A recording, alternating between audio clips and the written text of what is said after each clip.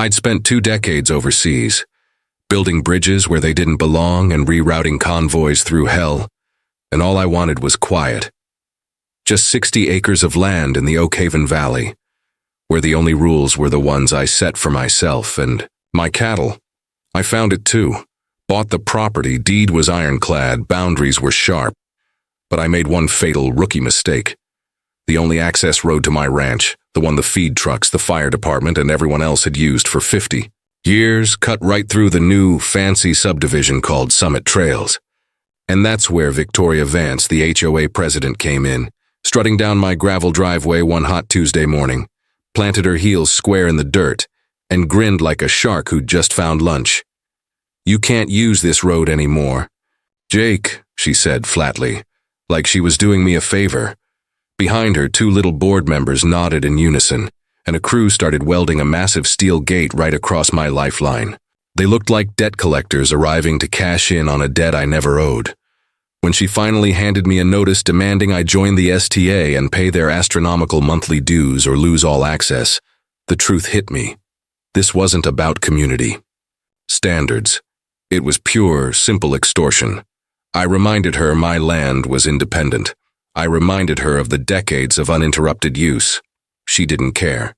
She was the type of person who weaponized technicalities, and she had that quiet, smug confidence that I was just another tired landowner who would grumble and sign the papers out of convenience. What she didn't know was that I had seen worse dictatorships than a clipboard and a polyester suit. I'd built defenses under mortar fire. Compared to that, Victoria was just a nuisance with a gold-stamped seal. The war started the next day when she rolled in the heavy machinery. Not just the gate, but a backhoe digging a deep, ugly trench right before it. A moat maybe 12 feet across and 4 feet deep. So even if I cut the lock, I'd be axle deep in mud and rubble. It wasn't just a blockade, it was sabotage. When I confronted the crew, they just shrugged and pointed at Victoria, who was sitting in a folding chair, sipping iced tea under a wide sun hat, watching the destruction like it was a 4th of July parade.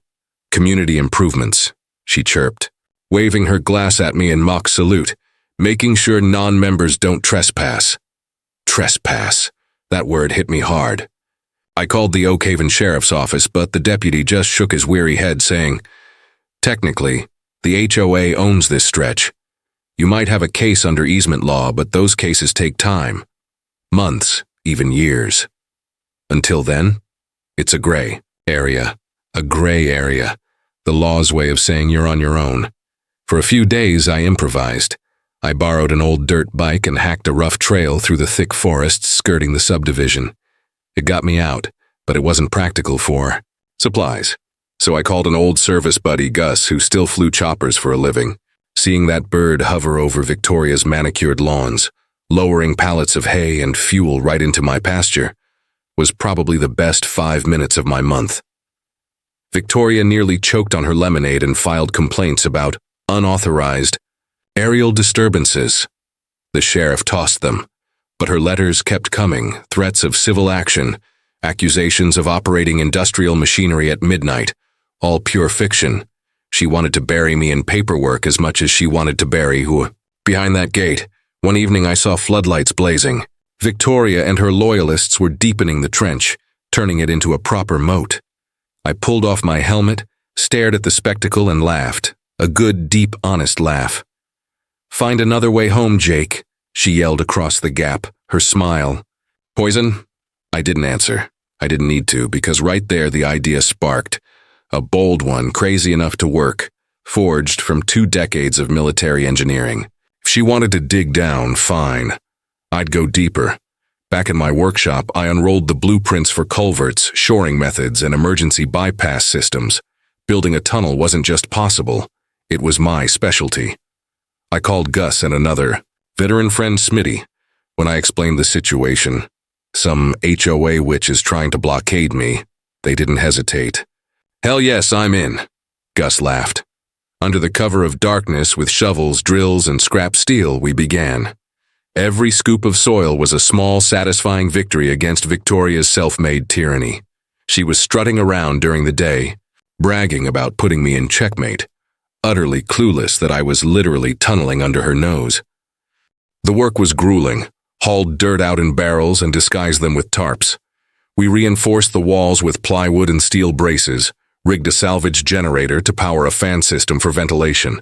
It wasn't glamorous, but it was sturdy, built to higher standards than most county roads. But Victoria's aggression escalated, fueled by her absolute addiction to control. She started patrolling like a sentry, turning away delivery drivers, and even sparked a shouting match with the county sanitation worker. I filed formal complaints, citing interference with emergency access. The fire marshal shook his head, confirming her moat was a serious safety violation. Armed with that statement, I returned to her. "You're not just cutting me off," I told her, laying the marshal's words down flat. "You're endangering everyone. Fire, ambulance, sheriff. None of them can get through this mess." Her smile didn't waver. "That sounds like your problem, not ours." That was the moment I stopped treating this like a property dispute and started treating it like a necessary takedown. Then came the night of the near disaster. A summer storm rolled in, and around midnight, I saw flashing lights through the trees. An ambulance was parked helplessly at the trench. Old Man Hemlock, my neighbor from beyond Victoria's zone, had collapsed from heart trouble. Paramedics couldn't reach him. I sprinted through the mud, loaded their gear onto my dirt bike trailer, and hauled it across my rough trail. Precious minutes were lost. Hemlock survived, but just barely. That incident lit a fire under me. Victoria's power games had nearly cost a man his life. The next morning I filed another complaint, attaching the ambulance report. The sheriff admitted, "If this hits court, that trench will look real bad for the HOA." The tunnel was ready. All that remained was the reveal. I rigged cameras to record from multiple angles. That night I tested the tunnel. My truck crawled forward, tires crunching on gravel. 100 feet later, I emerged on the far side, past the gate, past the moat, past all of Victoria's walls. Freedom. The dawn of the reveal felt like a mission briefing. I waited until Victoria arrived at the gate, clipboard in hand, hair styled like she was headed for a photo shoot. I shifted into drive, eased my truck through the Vance bypass, and rolled out onto the county road, pulling up right next to her. Fortress. I killed the engine, leaned casually against my fender, and folded my arms. Victoria froze. "Morning, Victoria." I grinned. She sputtered, scanning the gate, the trench, then back at me. She spun around, searching for a trick until she saw it. The faint disturbance, the subtle mound where the tunnel mouth was concealed. Her face drained of all color. "No," she whispered, rushing toward it, dropping her clipboard. "No. No, no." The cameras captured everything. Her frantic pacing, her kneeling down to scrape at the dirt, her final, echoing screech of pure, unadulterated fury. By noon, the footage was online. The video of the HOA queen outsmarted by a tunnel went viral. It earned me more than laughs, it earned me allies. Neighbors who'd suffered under her tyranny, fines for unapproved garden gnomes, threats over paint colors, started donating to a legal defense fund. Victoria hit me with a lawsuit accusing me of illegal tunneling. My lawyer, Sarah Bell, filed a countersuit. Harassment, obstruction, reckless endangerment. We submitted the internal emails where Victoria bragged about leveraging access as a tool of compliance. Clear extortion. We submitted the ambulance report. We submitted the viral clip of her screaming hysterically at a UPS driver who dared defy her. When the judge entered the courtroom, Sarah stood up, calm and deadly. "This case isn't about bylaws, Your Honor. It's about abuse of power.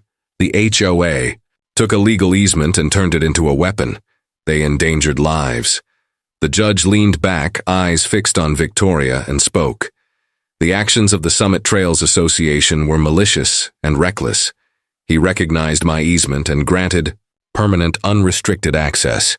The gate and trench were to be removed immediately at the HOA's expense. Furthermore, due to endangerment and harassment, the STA was ordered to pay damages of $250,000, and Victoria Vance herself was personally fined $2,500 and removed as HOA president, effective immediately." Victoria's face collapsed. I walked out of that courtroom and paused, glancing back at the doors. It didn't just feel like a win. It felt like justice. Days later, I watched the county crew dismantle her steel fortress, a bulldozer filling the moat she'd spent thousands digging. I stood with my neighbors and one farmer chuckled, "Funny how quick a queen loses her castle." Victoria was done. Her house went up for sale within a month. She moved out of Oak Haven Valley entirely. The road is open now, but the tunnel remains. It's not necessary, but it stands as a monument. I commissioned a welder to create a sign, the Vance Bypass, in memory of petty tyrants everywhere. Now people drive up just to see it, and I joke about charging $5 for tunnel tours, the money going into a local community fund. The real lesson wasn't about being clever with blueprints. It was about the danger of letting small tyrannies grow unchecked. Victoria Vance with a clipboard didn't look like a threat. But when you give her power and silence her critics, suddenly she's building trenches that block ambulances. I found the peace I wanted, but only after fighting for it. And in fighting I found something better, a community that understood what freedom really meant. So, here's my question to you. We all face gates and trenches, whether they're built by bosses, neighbors, or power-hungry people. What's the boldest thing you've ever done to find your own way out? Drop a comment below and tell me your story of defiance. Don't forget to like and subscribe, because you won't want to miss what we dig up next.